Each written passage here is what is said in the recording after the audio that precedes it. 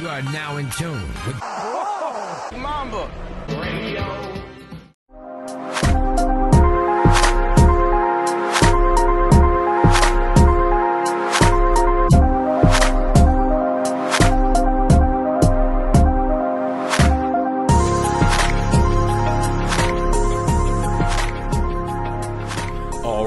What up, everybody? Thank you for tuning in to Mamba Radio. For those of you who don't know, my name is Jackson, and happy Monday to everybody out there. Hopefully, you all enjoyed your week, last week, and your weekend. I know I definitely did. Was out of town this weekend, again. Took a nice little trip up north, and very, very nice. And I'll be back there again this weekend. But again, I was out of town this weekend, so sorry for no pod on Friday. That doesn't mean I wasn't logged on or tuned in or anything. I still paid attention to everything that was going on. So I'm going to take a look at what happened, not just last weekend, but also a little bit what happened last week as well. Starting, as always, with the NFL action. And I know, again, I didn't have an episode or anything last Friday to announce my picks, but I still made some. Definitely not a good week, I guess you could say. But then again, I'm sure my picks were pretty close to everyone else's. Went 9-6 this week. A couple of upsets, to say the least. Just kind of last week was the weird week. This was just kind of one of those bad. Like, it was bad. Like the teams who got it was good wins for the teams with the upsets, but just bad losses for the teams that should have won. But starting off, of course, always with the local teams, we had a big matchup with the LA teams. Fun game between them, between the Chargers and the Rams, and it was, like I said, it was a fun game. Kind of went, the Chargers kept it close, but it finished up about the way that you thought it would. The Rams took care of business at home, 35-23. And the Rams, man, they're just looking good. I mean, they're just plain and simple looking good. And it's still early in the season. That they're looking this good. Starting with the Rams side of things, Jared Goff looks pretty good. 29-36, 354 yards, 3 touchdowns, 1 pick. Was a great play, but 1 pick. Gurley still rushing the ball well, very, very well. 105 yards on the ground with a touchdown. Did he have a receiving one too? No, I'm thinking of a different one. But Robert Woods, Brandon Cooks, Cooper Kupp, all doing very well. Robert Woods was a star yesterday, 104 yards, 2 touchdowns. Big day for Robert Woods. And like I said, man, just Jared Goff spreading it around. Woods had 10 catches, Cooks had 7 catches, Cooper Kupp 4, and then let me see, what's 1, 2, 3, 4, 6 different guys had a reception, with 4 of them having more than 1, which is really good.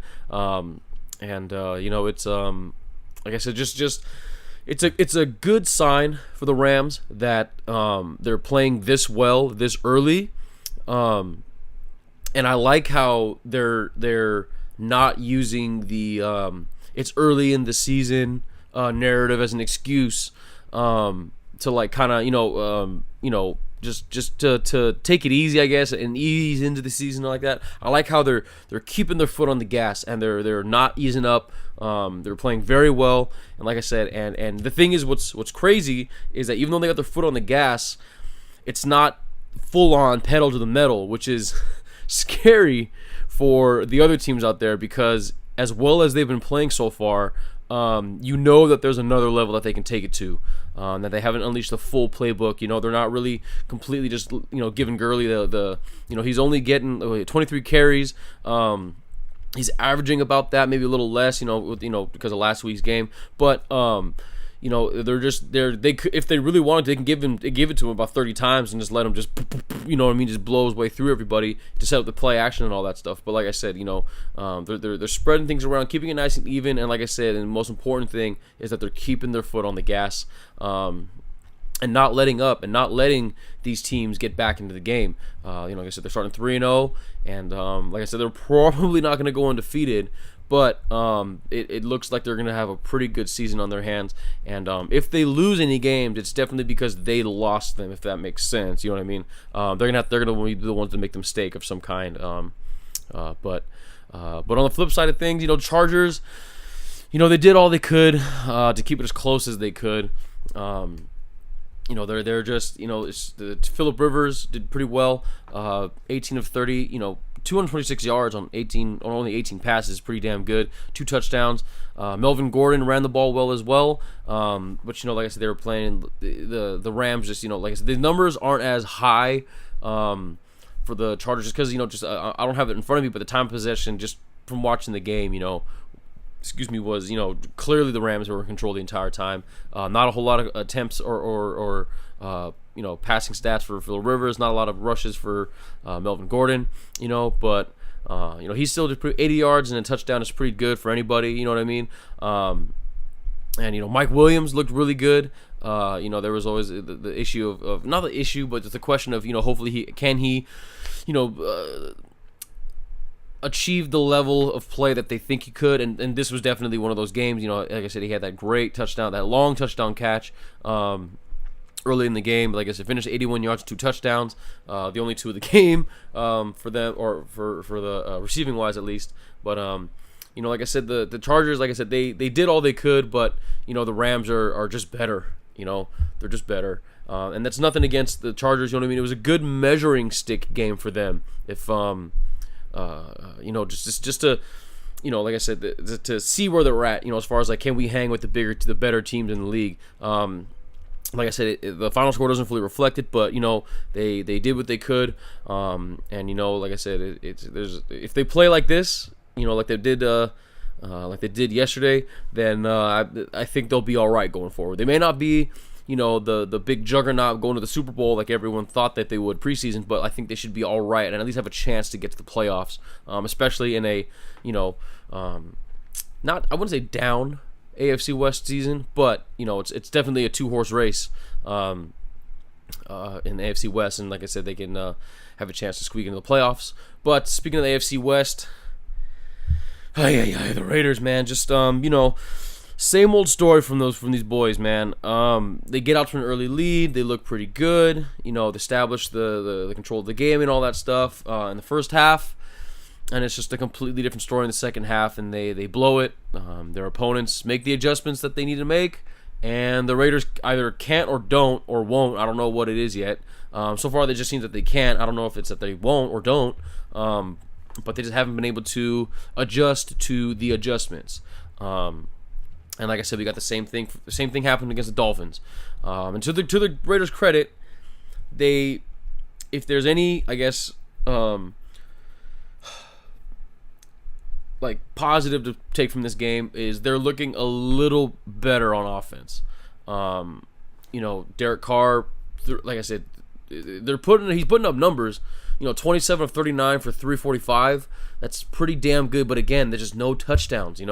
Only 1 touchdown. He threw 2 picks. One was a bad throw on his part. Another one was just a great play in the end zone on that interception. But like I said, they're putting up. He's putting up numbers. Like I said, they're just not finding the end zone. But like I said, that's what's going to happen in a West Coast offense. It's a lot of dinking and dunking. Their way to moving the ball on the field. But it was nice of Jordy Nelson to show up today. It took about 3 weeks, but he had himself a pretty good day. He had 173 yards, but it was just on 2 really long passes. So that made up the majority of the yardage.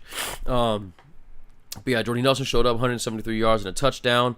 Marshawn Lynch had himself a pretty good day as well. Moved the ball well, got the yards he needed to get. That's mainly it. Like I said, he he had 64 yards and a touchdown, but he made the most out of those yards. When they needed him on third down and they needed him in the end zone, so did his thing there, and just like it's just the same old story, man. They're putting up numbers. They just gotta find the end zone. That's it. They just gotta find the end zone, and they gotta do it more consistently. The defense is still the defense. They looked okay, I guess, in the first half, but they just completely fell apart in the second half. They gave up, all the points in the second half, pretty much. It went down 20-28, and on the Dolphins, Dolphin side of things, like I said, it's just a surprisingly hot start for the Dolphins. They are on top of the AFC East at 3-0. And they just seem very happy to have Ryan Tannehill back. They have talent. They have the talent as far as receivers go. They have a lot of, as we saw, they got a lot of talented guys and a lot of fast guys. They're going to be a very fast offense, and they're just very happy that Tannehill is able to find them. Their defense is still, like I said, a work in progress. Lost a couple of key guys over there, but like I said, they did well enough to stop to beat the Raiders, and like I said, they're still top of the AFC East, 3-0. And like I said, they, based on the way that the other teams in the AFC East have been playing, this, things might be changing in the AFC East. Not 100% sure. Nice little transition there. You see what I did there? Because the Pats-Lions game last night, the Pats, man, I'll start with the Lions, I guess. The Lions looked more like the Lions that we thought we would see this season, where they have a talented offense and a lot of talent, within their offense, with Matt Stafford, obviously. They got Golden Tate, what's his name, Galloway, I think, and then there was a lot of talented receivers, and not quite a dynamic Chiefs kind of offense is what people thought, but definitely one that could do some damage. And like I said, and that's what they did yesterday, and then also pairing that with a defense that's good enough to hold a lead if that offense can like I said, do some damage. And that's exactly what we saw Sunday night. The Lions came out, took advantage of a struggling, to say the least, Pats defense. Matt Stafford looked pretty good and found the open guys. The guys were out there making plays, ran the ball well too when they needed to help mix things up. And like I said, the Lions definitely, that was a nice win for them considering how their season started for them. But on the flip side, if we've learned anything over these past, I guess the past decade, and a little bit more than that, from watching the NFL, it's to never count the Pats out early. Just like the Spurs, it's hard to count them out, no matter how slow they start. But they just this year just feels different. I'm not putting the the panic button or anything up yet, but this season just looks different. It feels different. Like I said, their defense it was supposed to be, air quotes, better since Matt Patricia left, and he's now again coaching the Lions, and it's a good win for him in a kind of a nice little way to rub it in the face of the Patriots, who a lot of the fans have felt that he was the reason why that they lost that Super Bowl with a poor defensive game plan. Like I said, as struggling, or as much as the defense has been struggling, it's the offense, man. They just don't have any playmakers or anything other than Brady and Gronk. But these defenses, are finding a way to find finding the right schemes to negate Gronk. They can double him more this season, especially since there isn't really anyone else that they can have to worry about on offense. And it's just tough. I didn't even notice if Josh Gordon was playing, or I don't think he was. But like I said, maybe he can be that playmaker they're looking for, but who knows? Like I said, he hasn't played in 5 years. It's a long time to be not playing football, or be not doing anything. And so, like I said, that's all they really got to do. That's such an easy thing to do. They just got to find a better playmaker. Not sure where they're gonna get it from. But like I said, it's tough, man. They're 1-2, I believe. Not a good start.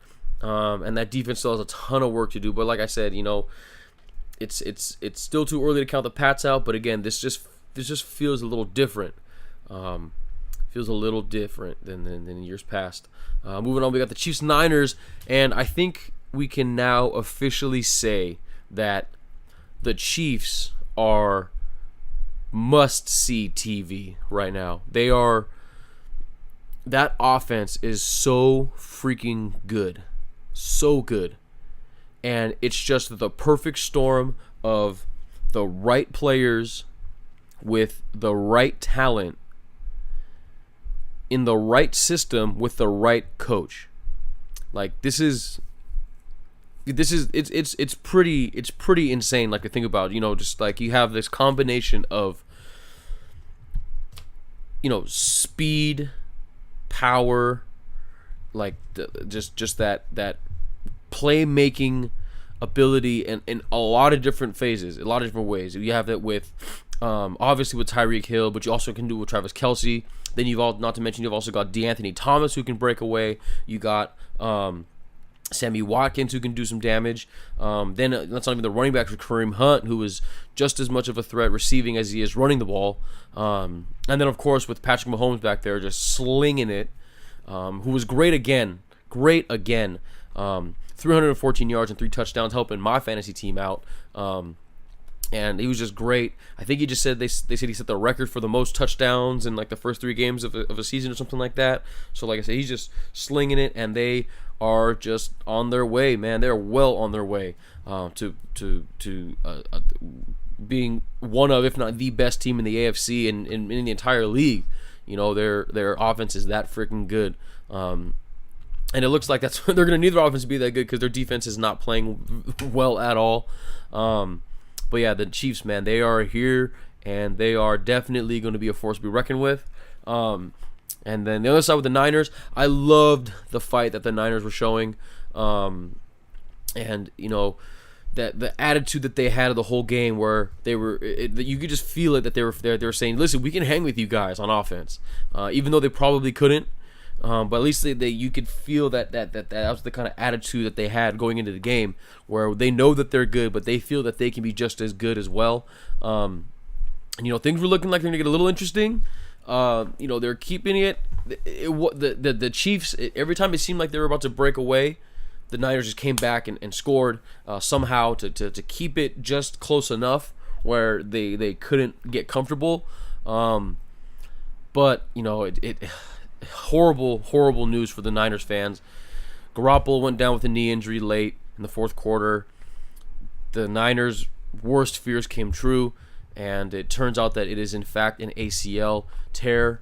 Like I said, it's just the worst possible news for the Niners fans, and the Niners team in general. Like I said, it's just this tough, man. They invested a lot into Garoppolo, and you can tell he was excited to get out there and prove that he earned that contract. But hopefully he can come back next year. That sucks to say. That really sucks to say. Hopefully he can come back next year to prove it. He can come back hopefully come back and be able to prove it. But just a big blow for the Niners. Like I said, it's never a good thing. And someone asked me today, like, who's their backup quarterback? I don't even know who their backup quarterback is. Is it? I guess I don't even know. Tough times ahead for the Niners, but and hopefully a speedy recovery for Garoppolo. But yeah, moving on, I'm going to try to start blowing through the rest of these games. Bears Cards. Bears defense, man, looks good. They look pretty damn good. And they're going to keep them in close games, and they might even win them some. Khalil Mack, I just can't with this fucking guy, man. I just can't right now, because it's just, every time I see this, he had another sack and another forced fumble. Every time I see him, man, just makes my blood boil, that knowing that he should be doing this for the Raiders, who are struggling on defense to find any kind of defensive playmaking. But I mean, it is what it is. Got to move on, whatever. But like, he's been looking great. The offense is looking better. Not, obviously not great. They are far from it, but they're looking better. But definitely, their team strength is that defense. And like I said, they are, their success lies solely in their defense. And they're gonna go as far as their defense can take them. But not much to say for the Cardinals. Their defense, actually looked not that bad for, for the majority of the game. Actually, they had a lead for most of the game because their defense kept them close. But then Sam Bradford went out, so we got a little bit of some Rosen action. But like I said, I'm not sure if he's gonna be the starter going forward. I haven't seen anything. My sources haven't told me anything. But you know, like I said, it's gonna be a tough season for the Cardinals, man. Tough season for the Cardinals. Staying in the NFC West, kinda. Seahawks, Cowboys, man. That offense is just all over the place. Not in a good way. They just looked completely discombobulated. Their offensive line got their ass kicked all day by the Seahawks defensive line, and they got their ass kicked all day. And like I said, it's gonna be tough for the Cowboys, man. That offensive line has been their source of their strength for the last few seasons now, and you know they're missing a few key guys on there with some injuries and stuff. And that is the key to their success, because that offensive line, you know, keeps Dak upright, and he needs to be up. You know, obviously he needs to be up. You know, but it's just like I said, he's so important to them. They need to be able to block for Zeke, which they haven't been able to do, and they just got to find a way to get him going, because he is what makes that offense go. You know what I mean? Because if he has and if they can establish the run with him, and he can, you know, put that fear of him going off in the defense, then it'll help set up play action and all that stuff. But yeah, it was not a good performance from the Cowboys offense. The Seahawks, on the other hand, looked like the old LOB Legion of Boom Seahawks. You know, their defense, like I mentioned, was kicking the Cowboys' ass all game. Their defense set the tone for the entire game, and they were great at getting in Prescott's face. They made him feel uncomfortable all game long. They, you know, sacked him a few times, forced him into make some bad throws and even some interceptions. But like I said, that defense was great all game long. Russell Wilson was good actually too. You know, he was finding his receivers, and it also helped that they actually had a little bit of a ground game with Carson and the other guy I can remember, but they had a little bit of a ground game, which helped them establish. You know, like I said, it helped free up the guys downfield for play action. You know, and like I said, it was a good win for the Seahawks. You know, like I said, it helped them. You know, show them that, hey man, they still got it. They still got it in there. But on the other hand, you know, the Cowboys, man, that was tough, and they really got to figure it out going forward. Saints Falcons, game of the week for sure. For sure, game of the week, maybe even game of the year so far. See, that was a really, really great game. A lot of offense. But I mean, what else would you expect from the Saints and the Falcons? You know, both teams looked great. Matty Ice and Drew Brees were money all game long. Both guys just, you know, were playing very, very well. Both offenses looked really, really good. And you know, it could have went both ways, but you know, the Saints, they just got the better end of the stick, and they pulled out the win in overtime. Thought we were going to get another tie. Honestly, that's just how it felt, because that's how even the teams were in scoring, you know. It just felt like we might have another tie, but the Saints just happened to, you know, score first and score the first touchdown, and they pulled out the win 43-37 in overtime, taking care of business on the road. Like I said, a good road win for them in the division. And, you know, there's no moral victories in football, as we all know, or in sports in general, but the Falcons should not hang their head after this one. You know, they got off to a rocky start to the season with their offense, but their offense looked really, really good yesterday, excuse me. And, you know, like I said, they should be able to, like I said, even though there's no moral victories, they should be able to build on this. And just like I said, it's another one of those confidence kind of games, kind of like the Chargers and the you know, the Chargers lost. Like I said, even though they lost, like I said, it was good for them, good learning experience for them to show them that they got it and that they can hang. You know what I mean? So that was, like I said, but a great game from both those teams. And next up, we had the exact opposites of that Saints-Falcons game with the Titans and the Jags, where is definitely the opposite of a slobber knocker here. 9-6, no touchdowns all game long. You know, it was just not you know, just not for the casual fan who likes you know, seeing the ball fly around everywhere. You know, and the defenses played well. I'll give them that. Both defenses played well, but not that well, because both offenses were just poop. You know, they were just poop. They couldn't do diddly poo, and you know, as a result, we got a 9-6 score And the only good takeaway, I guess, is it was a good road divisional win for the Titans. Some people sleeper pick for one of the better teams in the league, but it was a good road divisional win for them against the defending AFC South champions in the Jags. But again, just a bad look for the Jags at home. Like I said, it was just the theme of the day was good wins for the winners. There were good wins, but for the losers, they were just bad losses. And that was the case here. Then we got Broncos Ravens, another one. Just another case of some mediocre, to say the least, offenses. A lot of defense in this one, though. Denver had 2 blocked kicks, but it wasn't enough for them. As the Ravens pulled out the win here. And a few sacks, forced fumbles for both teams. But like I said, just the offenses, don't look that great, especially the Broncos. They just, it's like, what they have to do.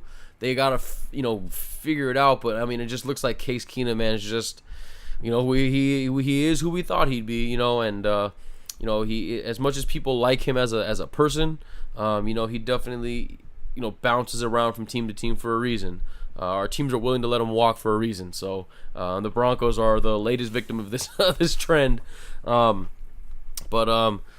yeah, like I said, not really much else to say from that one. The Ravens, just like I said, their defense was keeping them in it, and their offense was just good enough to get them through. Same thing for kind of the rest of the way here. The Colts, Eagles, a lot of field goals in this one. Wentz looked good in his first game back, from his torn ACL, but definitely got a lot of help from the ground game to take a lot of that workload off of him. But this is not going to be a trend for them, he'll definitely be able to shoulder some more of the load workload as the season goes along. But he looked good. The defense hung in there, and it was a good game. A good choice of matchup, for them to bring them back against the Colts, who are, just looks like it's not going to be a fun season for them. Like I said, they're going to be in for a long season. Luck looks good, like moving around and throwing the ball and stuff, but he just doesn't have a whole lot of help, not a lot of talent to bail him out, and hopefully they can figure something out, because you hate to see a player as good as Andrew Luck just be wasted in a horrible situation like he is up there in Indy. But yeah, the Eagles, good win for the Eagles, good bounce back win for them. Like I said, good start for Wentz in his return. We got the Packers and the Redskins, sloppy to say the least conditions for the game, and as a result, we got some sloppy football from the Packers. A lot of fumbles, dropped passes, and penalties. And they just overall just did not look good, it's just, and you hate to say Aaron Rodgers looked bad, but I mean he did about as well as he could in that game. Like I said, just didn't get a lot of help from his guys, and like I said, I really wonder if he's seriously, like, if he's hurt, He had that run where he scrambled out and he was kind of limping and stuff, but didn't. And it's like, damn, man, maybe he's like legit hurt, but just the competitor in him wants to stay out there and try to squeeze any little bit of juice he can out of this team. But you got to start wondering if they keep playing the way that they're playing, especially on offense, maybe how long they're gonna keep Aaron Rodgers out there and maybe consider putting him on the bench or something. I don't know, because if they keep playing like that, that is no bueno. But the Redskins took full advantage of the Packers' sloppy play. Alex Smith looked pretty good. It was one of those good Alex Smith games. Found Vernon Dave, found his tight ends a lot, found the open guys and just, was slinging it all over the place. He looked good. Adrian Peterson ran the ball very well.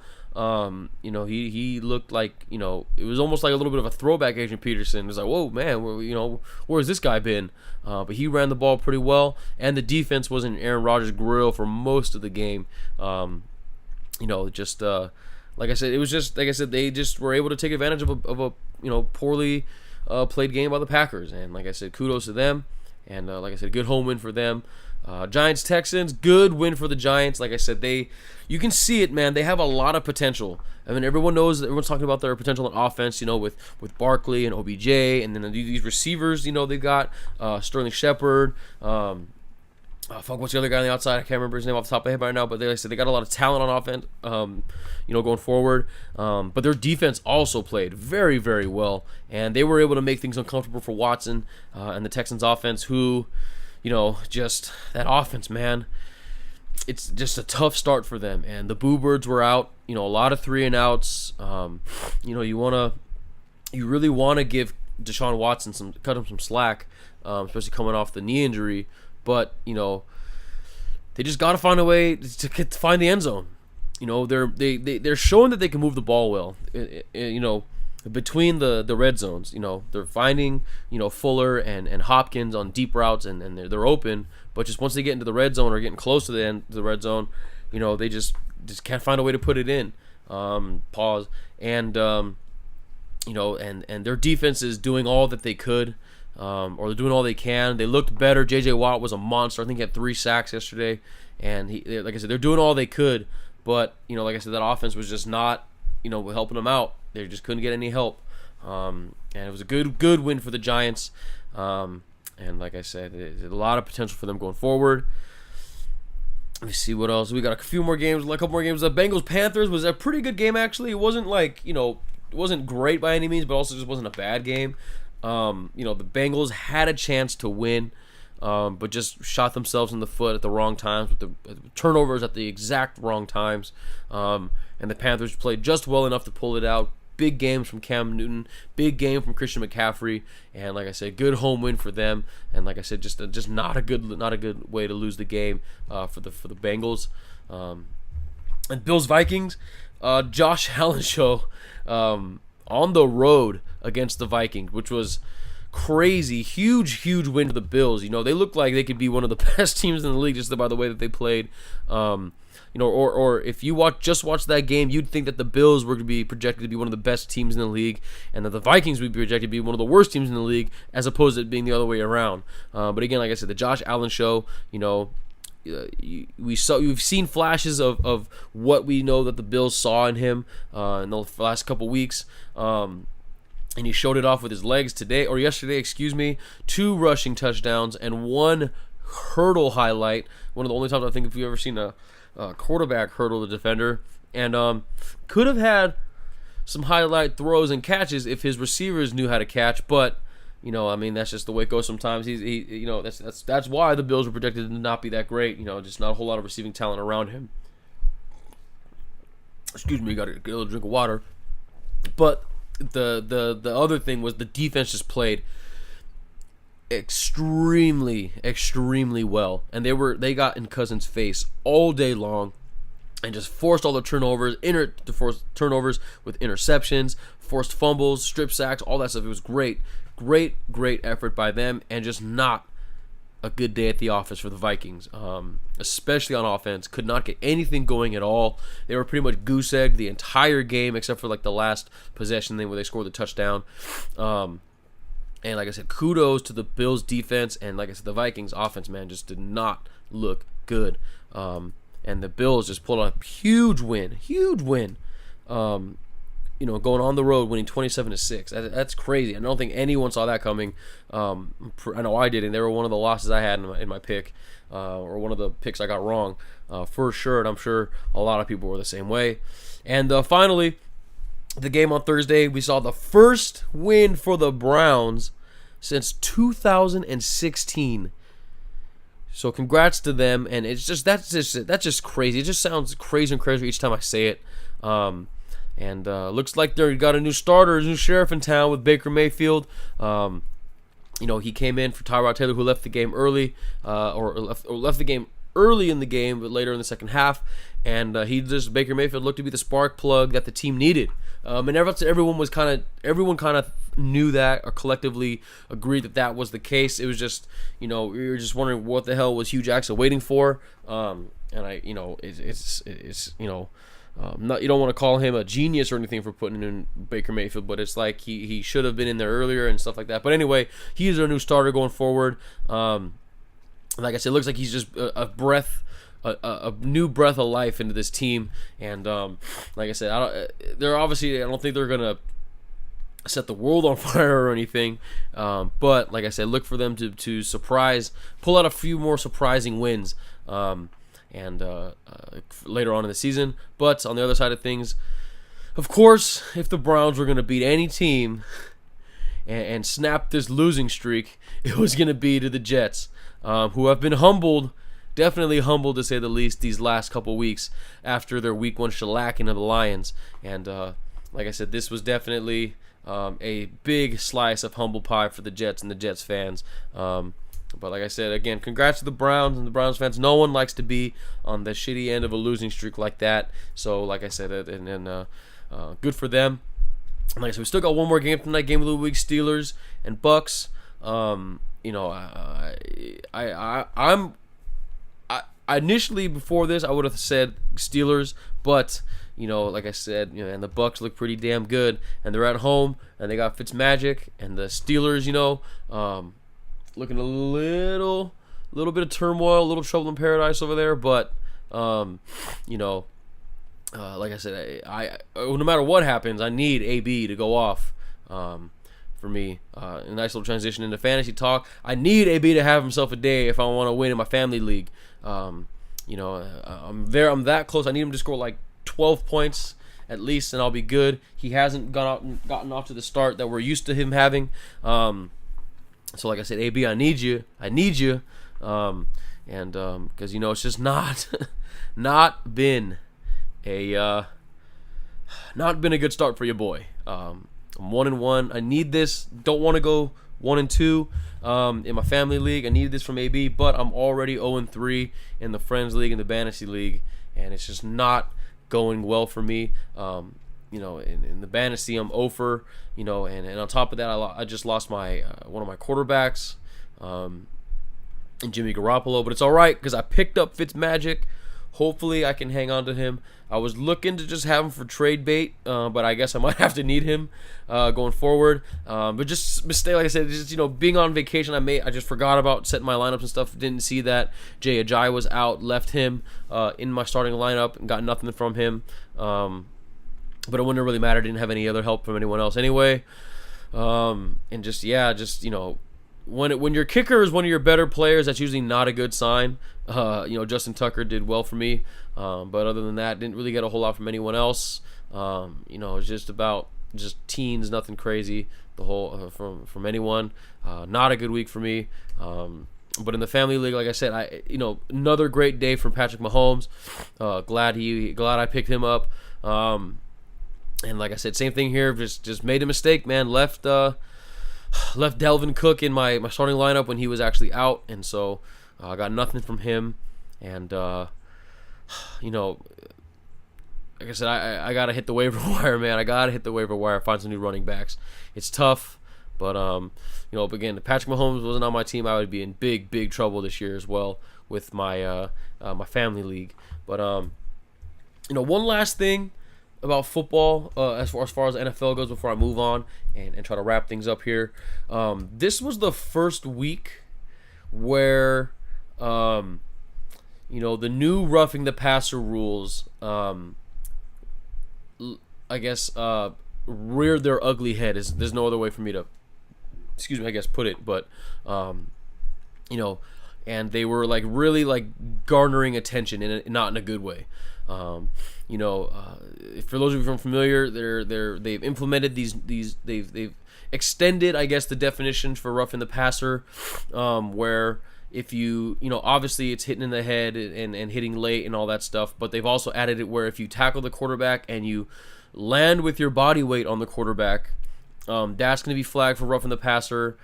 That one is my least favorite because, I mean, if you're a 300-pound defensive lineman, it's pretty hard to control your body. They want you to like hit the quarterback and not land on him, but land to the side of him. But it's pretty hard to do that if you're like 300 plus pounds, like a lot of these defensive linemen are.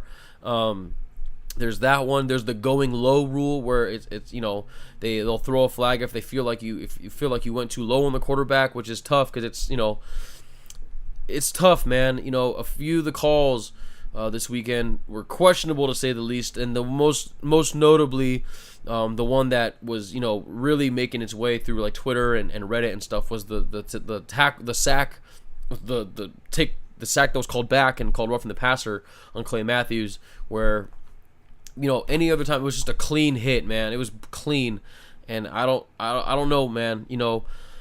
I said it before the season that I am all for player safety. Especially since what we've seen, what we've seen these players go through, after they retire and stuff, and like I said, I'm all for making the game safer for the players in the long run, but it's some of them are pretty crazy. Like if you watch that one's tough. The Clay Matthews, it's tough to argue that was it was a clean tackle, man. That's the way they teach you to tackle. Clean tackle. There was a couple ones I think on Russell Wilson where they said someone went too low, but it's like the guy got the defensive lineman got tripped up and was already on the ground and had to swipe at him, and or they're falling down. Like it's kind of hard to control where you land, and it's just it's only a matter of time until one of these questionable, is what I'll call them, roughing the passer calls, is going to have an effect on the outcome of a game. It's going to come down to where, like, on a 2-minute drill, where the team is trying to make a comeback, where it's going to be a play like what happened with Clay Matthews. It's going to be a play like where, like I said, a quarterback, it's a questionable roughing the passer call, and it's going to be because it's 15 yards and a first down, and it's going to move a team into scoring position, and they're going to either score a touchdown from it or a field goal from it, and they're going to win, and then the pitchforks are going to really come out. And like I said, it's tough, man. It's really, really tough. And like I said, I don't know what the league's going to do about it. There have been a couple, I guess, like last week there were a couple of questionable calls that people thought were clean tackles, but it turned out they're actually, now the league actually used them and saying this is not what you're supposed to do, blah blah blah and stuff, and it's just getting crazy. And I just hope that like I said, I hope that it doesn't become a problem, because that's after this week, that's where it feels like it's starting to head. But yeah, that was the football this past weekend. Gonna quickly go through everything else. Baseball, the Dodgers, man, the boys in blue taking care of business last week like they needed to. They won the series versus the Rockies, and they won the series versus the Padres this past weekend, just like they needed to. Like I said, it was so important for them to take care of business there. And now they sit atop the NL West with a 1.5 game lead. They don't play those teams anymore. They've got 2 more series of this left in the season, versus the Diamondbacks for the beginning part of the week, and then finally finishing it off this weekend against the Giants. Both those teams are going to be looking to play spoiler, and so the Dodgers got to make sure that they don't take their foot off the gas just yet. They don't want to get too comfortable just yet. Especially, like I said, the Rockies are right on their tail, and the Rockies are on the outside looking in, because I don't think they're going to be able to catch.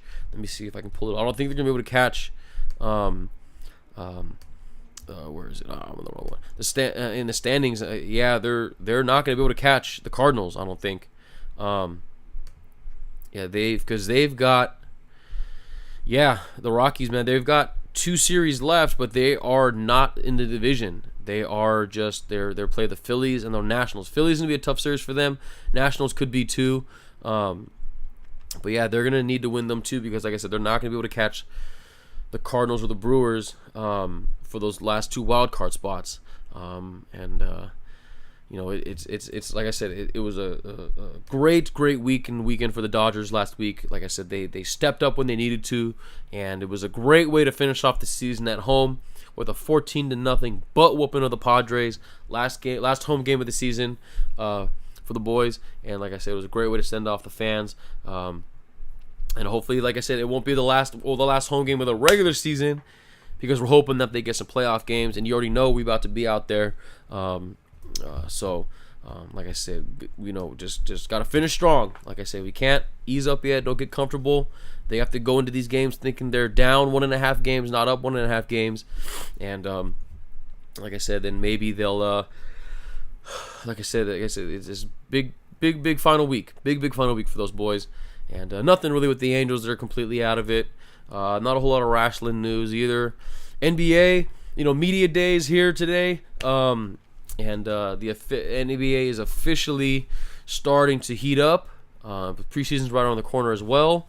So like I said, just I'll have my media day, thoughts and stuff on Friday when I come back. A lot to to unpack and stuff. But it's good to see the Lakers in their new jerseys. And it's good to see the new faces, new places all over the league. So like I said, that was great. But the big news from the NBA from last week was this whole Jimmy Butler debacle and fiasco going down in Minnesota. There's a lot of rumors that Jimmy Butler was unhappy being there, and he requested a trade from the T-Wolves last week. He made it known, or him and his agent have made it known, and Shams, of course, shout out to Shams breaking the news. And they said that he wants to go to either the Knicks, the Nets, or the Clippers, which is hilarious if you think about it, or hilarious at first.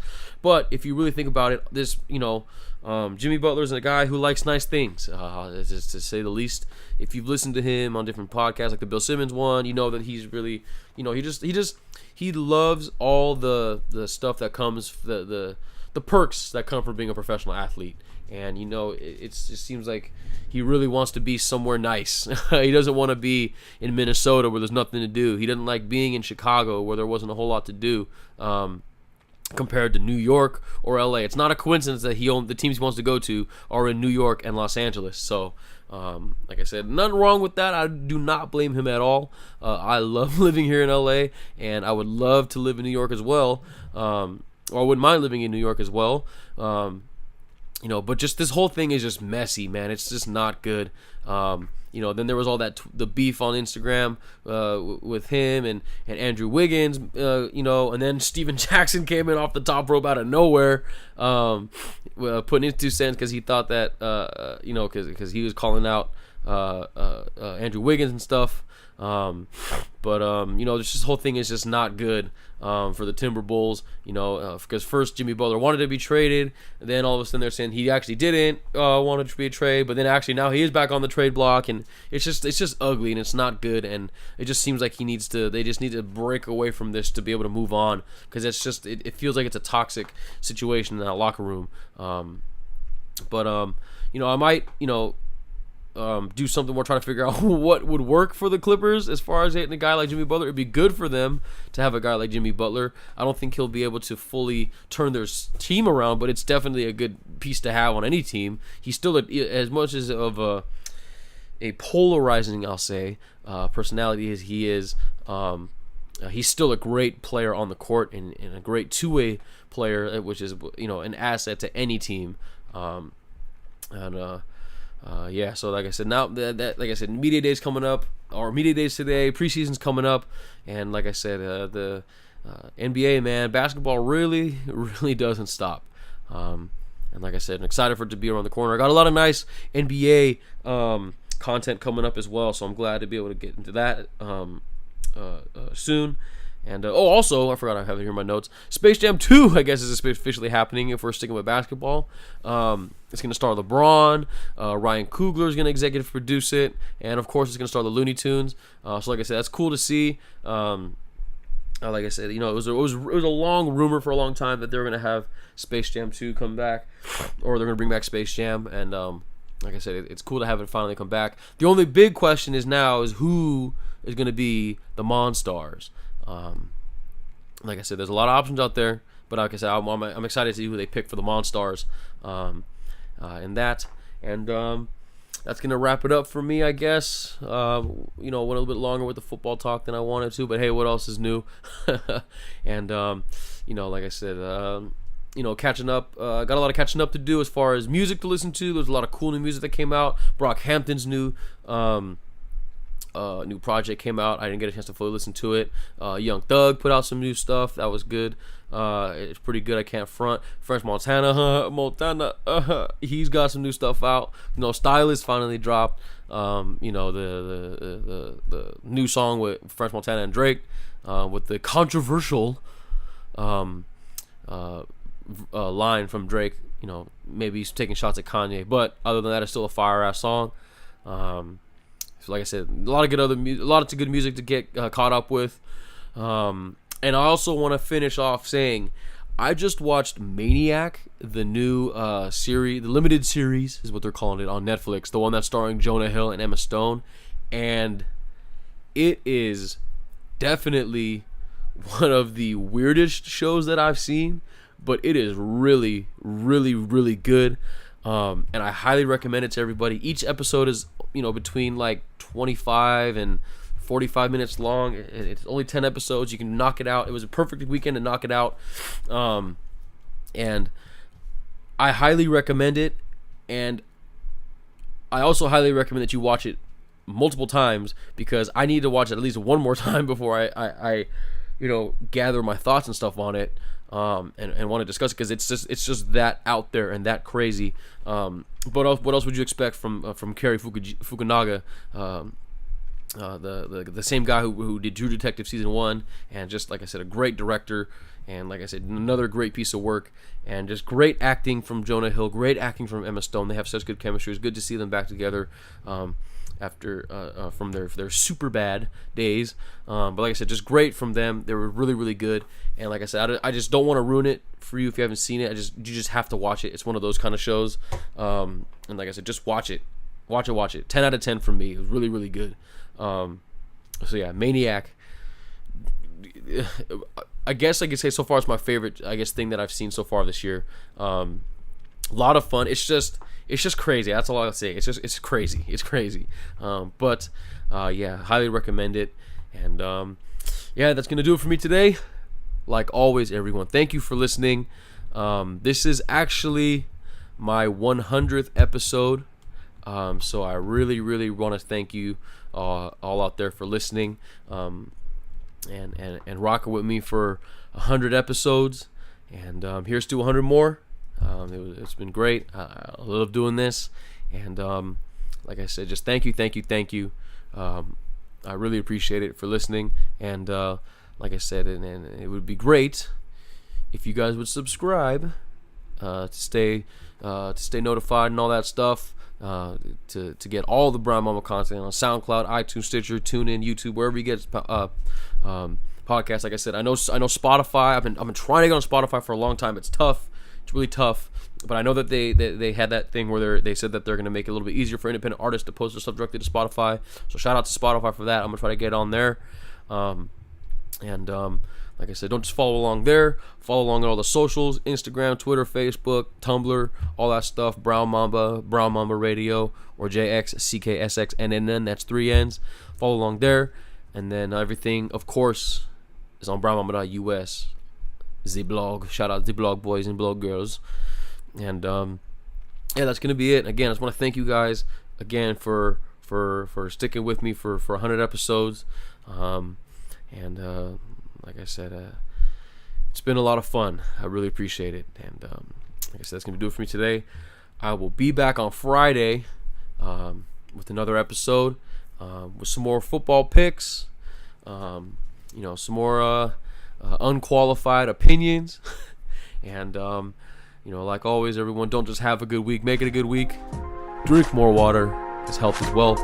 Be kind to each other, because it's easy to be nice. And we'll catch you guys on the next one.